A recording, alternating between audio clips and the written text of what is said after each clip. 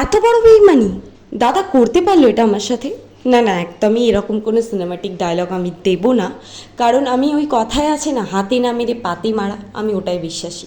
আর কেন বলছি আমি এই সমস্ত কথা? কারণ আগের দিন রাতে দাদা 1:30টার সময় কেএফসি অর্ডার দিয়ে খেয়েছে, আবার দিদি আমায় ডাকতে চেয়েছিল ঘুম থেকে, ওকে আমাকে ডাকতেও দেয়নি। আর এর প্রতিশোধ আমি তুলব না, এটা তো হতেই পারে না। এর প্রতিশোধ আমি ঠিকই নিয়ে নেব। আর পরের দিন সকালবেলা আমি আর দিদি একটু বেরিয়েছিলাম একটা কাজে, আর যাওয়ার সময় তেমন কোনো ভিডিও করা হয়নি। আসার সময় ট্রেনে আমরা কি করছিলাম তোমরা তো দেখতেই পেলে। আর দিদি এটা কি গানে অ্যাক্টিং করে দেখাচ্ছিল, কেউ বলতে পারলে অবশ্যই কমেন্টে জানিও। আর তারপরে আমরা ট্রেন থেকে নেমে মেট্রো করে বাড়ি চলে এলাম, আর বাড়ি এসে খেলাম গরম গরম মালপো। আজকের ব্লগটা এখানেই শেষ করছি। কেমন লাগলো অবশ্যই কমেন্টে জানিও। ভালো লাগলে একটা লাইক অ্যান্ড শেয়ার করে দিও, আর আমাদের চ্যানেলটা সাবস্ক্রাইবও করে দিও।